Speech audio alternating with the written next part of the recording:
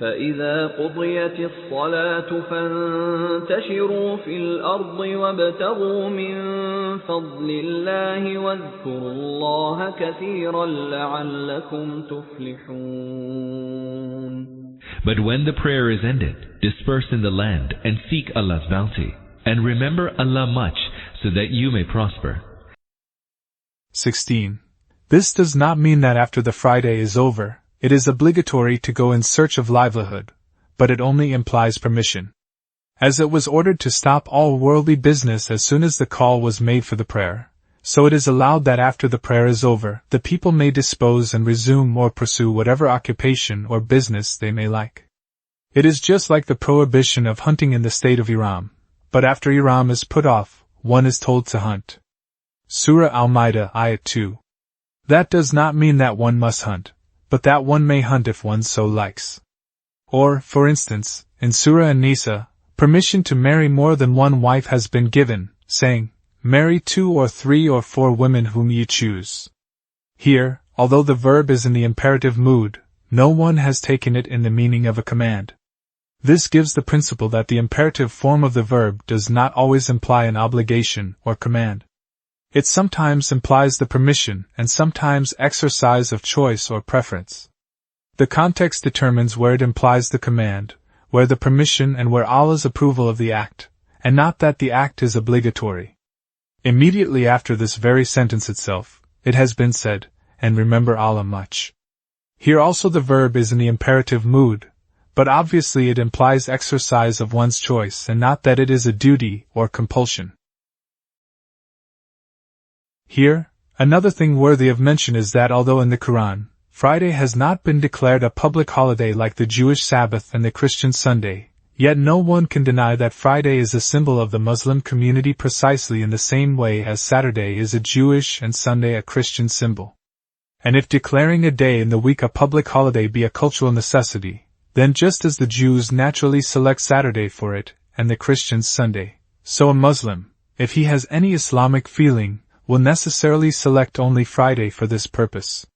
The Christians did not even hesitate to impose their Sunday on some other countries where Christian population was negligible.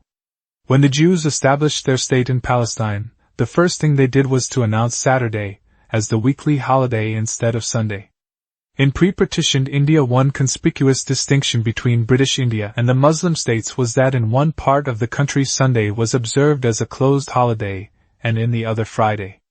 However, where the Muslims lack Islamic values, they hold to Sunday even after attaining to sovereign power, as we see in Pakistan. In case of excessive westernization, Friday is replaced by Sunday as the weekly holiday, as was done by Mustafa Kemal in Turkey. 17. Remember Allah much. Do not forget Allah even when you are otherwise occupied, but remember Him under all circumstances and remain conscious of Him at all times. For explanation, see Yen 63 of Surah Al-Ahzab.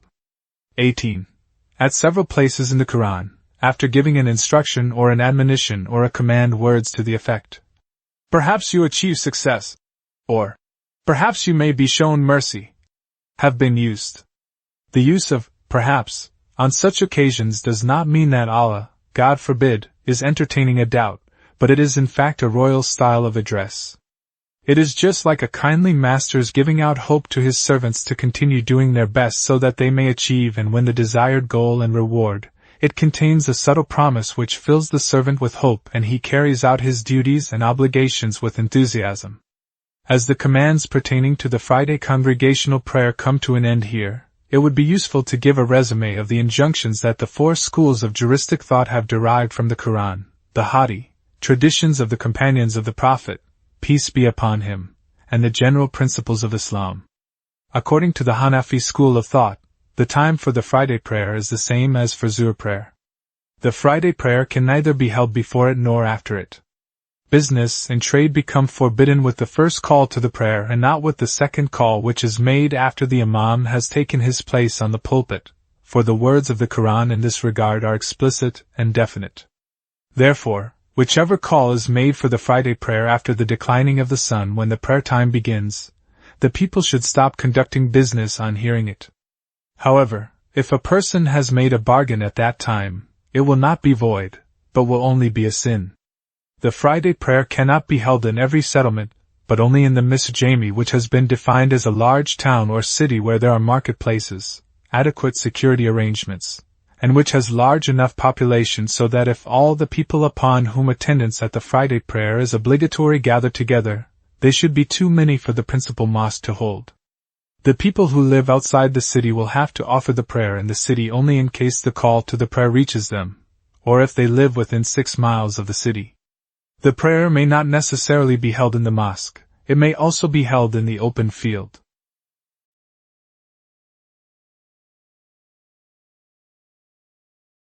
And also on a ground which is outside the city but a part of it. The Friday prayer can be validly held only in a place where any and every person may come to attend it without any hindrance. It will not be valid if it is held in a restricted place where every person is not allowed to join in, no matter how many people may gather together. For the prayer to be valid there should at least be 3 men, according to Imam Abu Hanifah beside the Imam, or 2 men including the Imam, according to Imams Abu Yusuf and Muhammad, upon whom it is obligatory to attend the Friday prayer.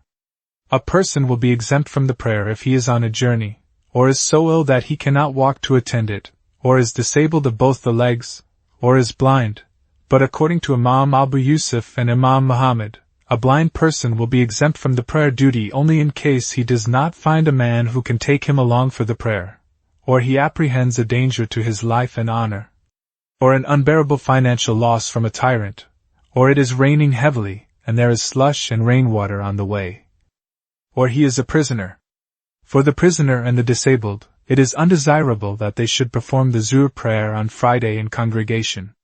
For those also who have missed the Friday prayer, it is undesirable to perform the Zuhr prayer collectively. The sermon is one of the prerequisites of the Friday prayer to be valid, for the Prophet, peace be upon him, never performed the Friday prayer without the sermon. The sermon must necessarily precede the prayer, and there should be 2 sermons.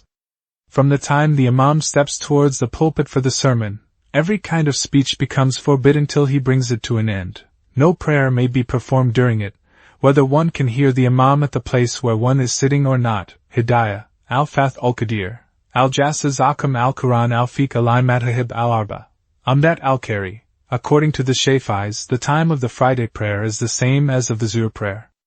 Trade and business become forbidden, and hastening to the remembrance of Allah becomes obligatory from the time the second call is sounded, i.e. the call which is sounded after the Imam has taken his place on the pulpit. However, if a person carries out a transaction at this time, it does not become void.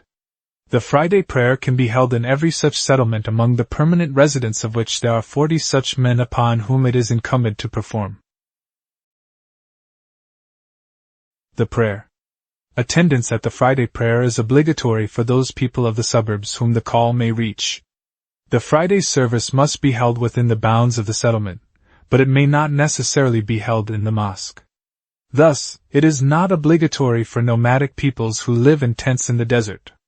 For the prayer to be valid there should at least be 40 such men, including the Imam and the congregation upon whom the prayer is incumbent.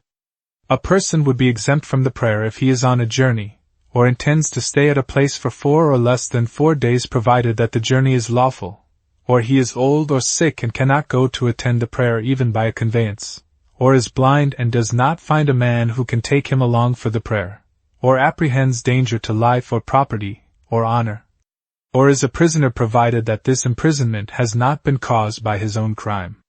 There should be 2 sermons before the prayer. Although it is according to the Sunnah to sit quiet during the sermon, yet speech is not forbidden. For the person who is sitting close to the Imam so that he can hear the sermon, speech is disapproved, but he can respond to a greeting, and can recite prayer on the Prophet, peace be upon him, aloud when he hears his name being mentioned. Mughni al-Mudaj al-Fiqh al-Madhahib al-Arba. According to the Malikis, the Friday prayer time begins from the declining of the sun and lasts till such time in the evening that the sermon and the prayer can be concluded before sunset. Business transactions become forbidden and hastening becomes obligatory with the second call. If a transaction takes place after it, it would be void and sinful. The Friday prayer can be held in the settlements, residents of which live in permanent houses and do not migrate in the summer or the winter, and whose needs and requirements are met in the same settlements, and who can defend themselves on the basis of their strength. In temporary dwelling places the Friday prayer cannot be established even though many people may be staying there, and staying for long periods. Attendance at the prayer is obligatory for the people who live within 3 miles of the settlement where the prayer is held. The prayer can be held only in the mosque, which is inside the settlement, or adjoining it, and the building of which is not inferior to the houses of the common residents of the place. Some Malikis have also imposed the condition that the mosque should be roofed, and arrangements for offering collective prayer 5 times daily should also exist in it. However, the better-known view of the Malikis is that for the prayer to be valid the mosque's being roofed is no prerequisite. The Friday prayer can also be held in a mosque which has been built only for the Friday prayer, and no arrangements exist in it for the 5 daily prayers.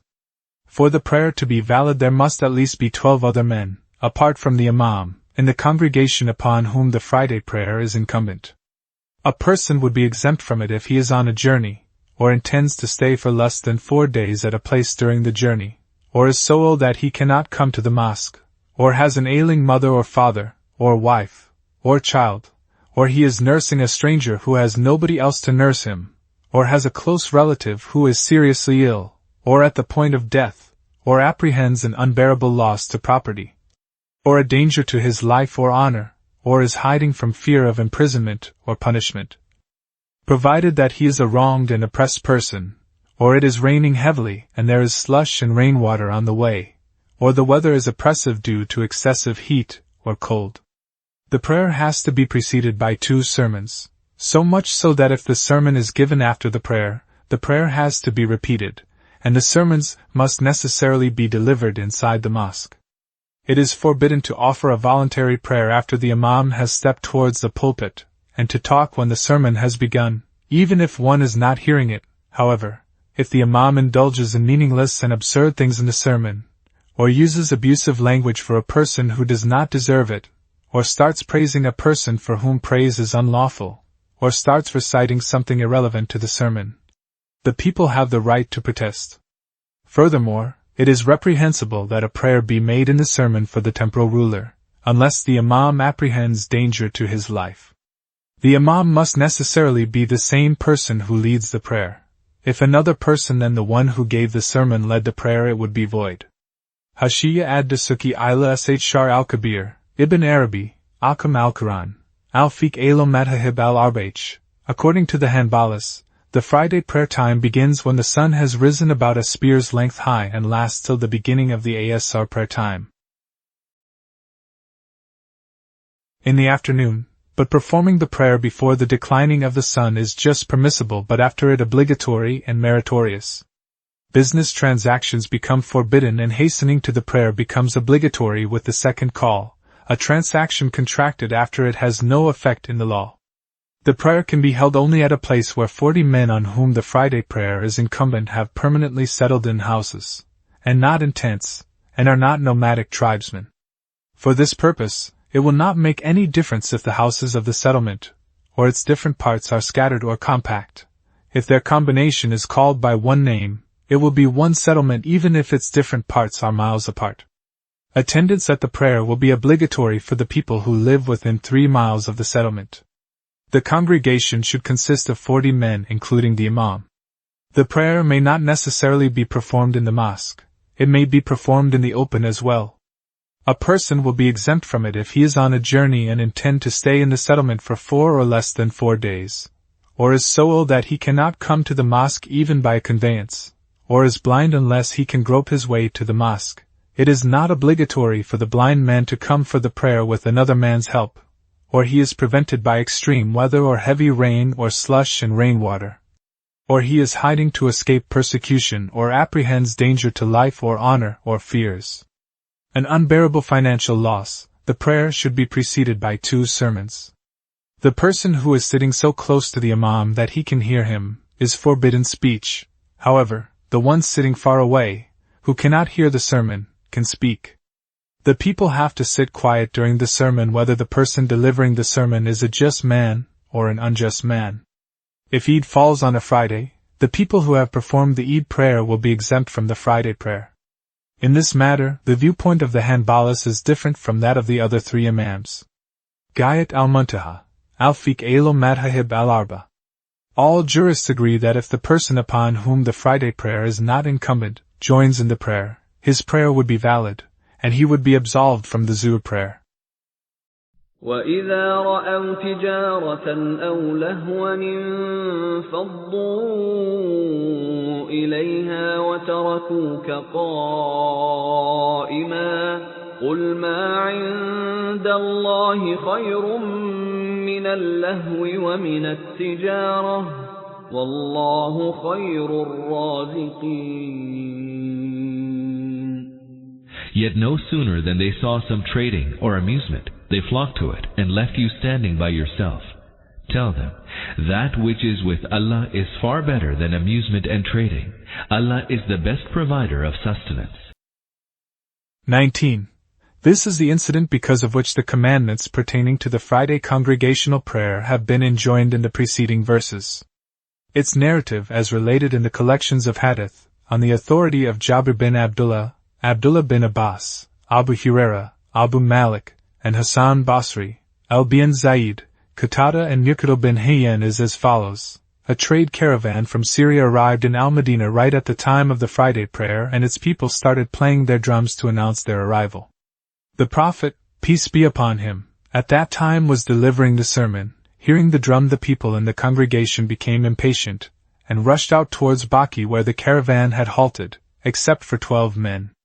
The most authentic tradition in this narrative is of Jabir bin Abdullah, which has been related by Imam Ahmad, Bukhari, Muslim, Tirmidhi, Abu Awana, Abd bin Humayd, Abu Ya'la and others through reliable channels. The only diversity is that in some traditions it is stated that the incident took place when the prayer was in progress, in others that it happened when the Prophet was delivering the sermon. However, what appears to be correct when the tradition of Jabir and those of others are read together is that it happened during the sermon. Where Jabir says that it happened during the Friday prayer, he in fact has used the word Friday prayer for the combination of the sermon and the prayer.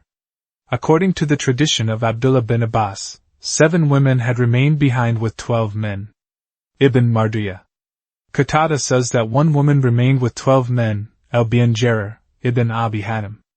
According to the tradition of Darqutni 40 individuals remained, of Abd bin Humayd 7 individuals and of Farah 8 individuals. But all these are weak traditions. The tradition of Qatada that such a thing happened thrice is also weak. Ibn Jarir. The authentic tradition in this regard is of Jabir, according to which the number of those who remained behind is stated to be 12. Apart from one tradition of Qatada, all traditions of the other companions and their followers agree that this happened only once. When read together, different traditions about those who remained behind show that they included Abu Bakr, Umar, Uthman, Ai, Abdullah bin Masud, Ammar bin Yasir, Salim, slave of Hudhayfa, and Jabir bin Abdullah.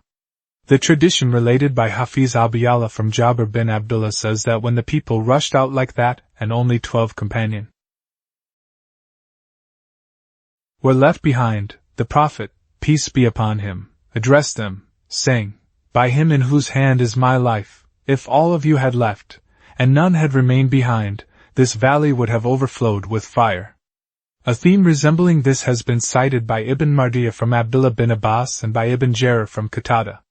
The Shiite scholars have used this incident also for taunting and finding fault with the companions. They say that abandoning the sermon and the prayer by such a large number of the companions for the sake of worldly gain and amusement is a proof that they preferred the world to the hereafter. But this is a misplaced objection that can be raised only if one keeps his eyes closed to realities. As a matter of fact, this incident took place just after the migration.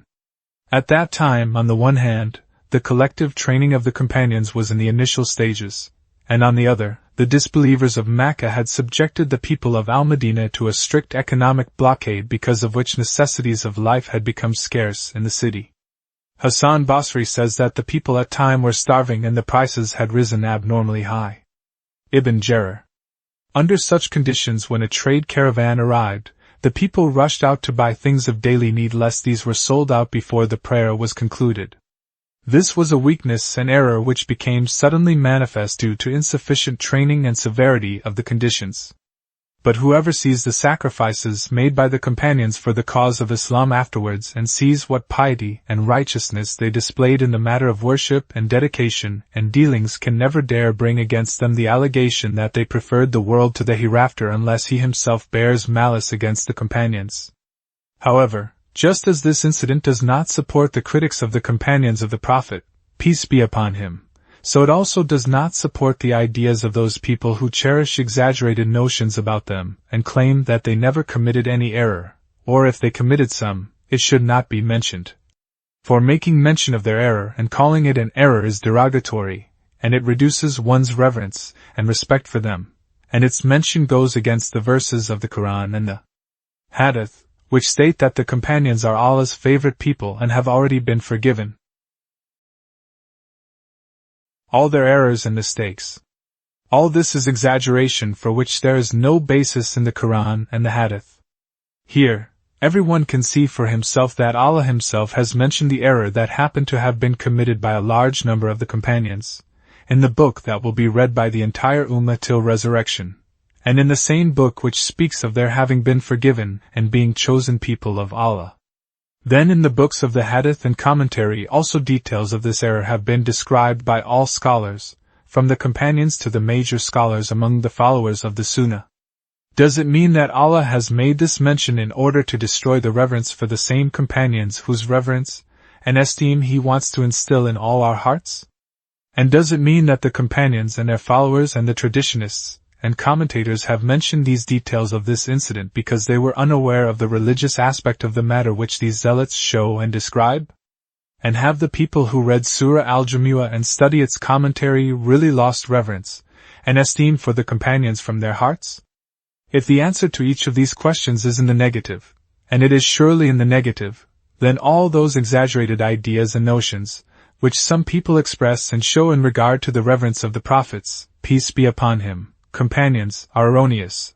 The truth is that the companions of the Prophet, peace be upon him, were not supernormal beings. They were only human born in this very world. Whatever they attained through the persistent training imparted by the Prophet, peace be upon him, over many years. The method of this training, as we learn from the Quran and the Hadith, was, whenever a weakness appeared in them, Allah and His Messenger, peace be upon him, turned immediate attention to it, and a program of education and training was established to overcome and eradicate it. In the matter of this very Friday prayer, we see that when the incident of the trade caravan occurred, Allah sent down this section of the verses of Surah Al-Jamu'a to administer warning and teach the etiquette of the Friday service. Along with this, the Prophet, peace be upon him, impressed on the people the importance of the obligatory nature of the service continuously in his sermons as explained in Yen 15, above. All these instructions are found in the Hadith in clear words. Abu Sa'id Khudri says that the Prophet, peace be upon him, said every Muslim must have full bath on Friday, should clean his teeth, put on the best available clothes, and use perfume if possible. Musnad Ahmad Bukhari, Muslim, Abu Dud, Nasai. Salman Farsi says that the Prophet, peace be upon him, said the Muslim who has bathed on Friday, cleans and purifies himself as far as possible, applies oil to his hair, or uses perfume if available, and comes to the mosque and takes his place without disturbing others, then offers the voluntary prayer that Allah has destined for him, then listens quietly when the Imam speaks. He will have his sins and errors committed since the previous Friday forgiven. Bukhari, Musnad Ahmad. Traditions containing almost the same theme have been reported by Abu Ayyub an-Nadi, Abu Huraira and Nubashat al-Hudali, also from the Prophet, peace be upon him. Musnad Ahmad Bukhari, Muslim, Abu Dud, Tirmidhi, Tabarani. Abdullah bin Abbas says that the Prophet said, the person who speaks when the Imam is delivering the sermon is like the donkey loaded with books, and the person who tells him to keep quiet has also rendered his own prayer void. Musnad Ahmad. Abu Huraira says that the Prophet, peace be upon him, said, if on Friday during the sermon you said to a person, keep quiet, you too behaved wrong. Bukhari, Muslim, Nasai, Tirmidhi, Abu Dud. Traditions closely resembling this have been related by Imam Ahmad, Abu Dud and Tabarani from Ali and Abu ad-Darda. To the person delivering the sermon also the Prophet, peace be upon him, instructed that he should not deliver a lengthy sermon to try the people's patience. His own practice on Friday was that he gave brief sermons and led short prayers. Jabir bin Samura says that the Prophet, peace be upon him, would never give a lengthy sermon, he was always very brief. Abu Dud. Abdullah bin Abi Awfa says, the Prophet's, peace be upon him, sermon used to be shorter than the prayer, and the prayer a little longer than the sermon. Nasai. According to Ammar bin Yasir, the Prophet, peace be upon him, said, the prolongation of the prayer and the brevity of the sermon are a sign that the Imam has deep insight in religion. Musnad Ahmad Muslim. Almost the same theme Bazar has related from Abdullah bin Masud. All this shows how the Prophet, peace be upon him, taught the people the etiquette of the Friday congregational service till it began to be performed in the unique manner unknown in the congregational worship of any other people in the world. 20. This sentence by itself shows what was the nature of the error committed by the companions. God forbid, if it had been due to any weakness of the faith, or due to giving the world preference over the hereafter, Allah's wrath and displeasure and reprimand would have been much severer. But since there was no such weakness, and whatever happened was only due to insufficient training, Allah first taught the people the etiquette of the Friday service, then, after pointing out the error, promised them that the reward they would get with Allah for listening to the sermon and performing the prayer would be much greater than worldly gains and amusements. 21. That is, Allah is by far the best of all those providers who become a means of providing sustenance in the world, though only metaphorically. Sentences such as this have occurred at several places in the Quran. At some places Allah has been called the best of creators, at others the best of forgivers, the best of rulers, the best of those who show mercy, or the best of helpers. At all these places the reference of providing, creating, forgiving, showing mercy and offering help to the creatures is metaphorical, and to Allah real. It means that Allah is the best provider, creator, forgiver, helper and bestower of mercy of all those who appear to be giving you wages and means of sustenance, or who appear to be making things by their skill and workmanship, or who seem to be pardoning the errors of others, or showing mercy and helping other in this.